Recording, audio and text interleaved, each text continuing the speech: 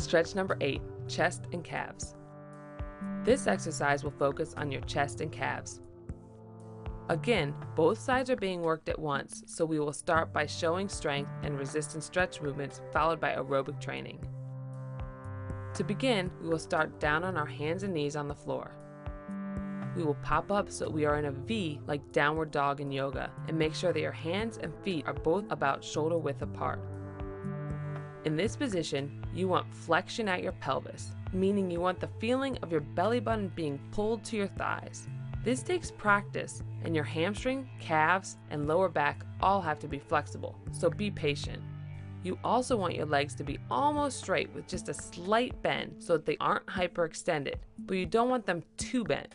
If the legs are extremely bent, that is just a result of tight calves, hamstrings, or hips, so stick with it.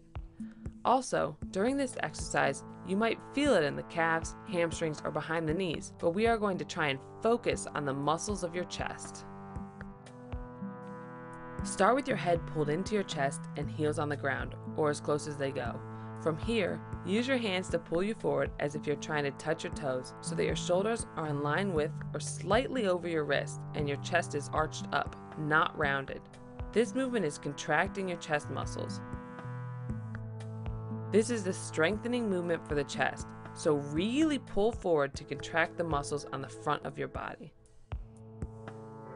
If this hurts your wrist, you can put yoga blocks underneath your hands. Now release and go back. Pull yourself forward to repeat.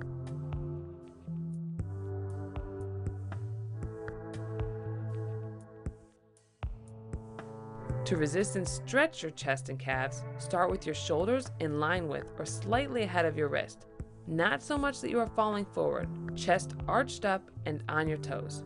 From here, use your hands to push back onto your heels, stretching out your calves, and then, leaving your hands where they are, bring your head into your chest in order to get a chest stretch. Release and repeat, where you start arched up and use your hands to push you back.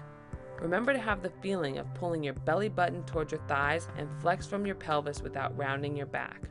To increase the resistance stretch across your chest, you may want to move your hands more forward and hold your head in at the end range with resistance for a 2 to 4 second count. Now, to do this aerobically, we start back and pull forward. Keep pulling forward and use our hands to push back and pull our chest in. You can hold this stretch in the end for a few seconds before pulling forward again.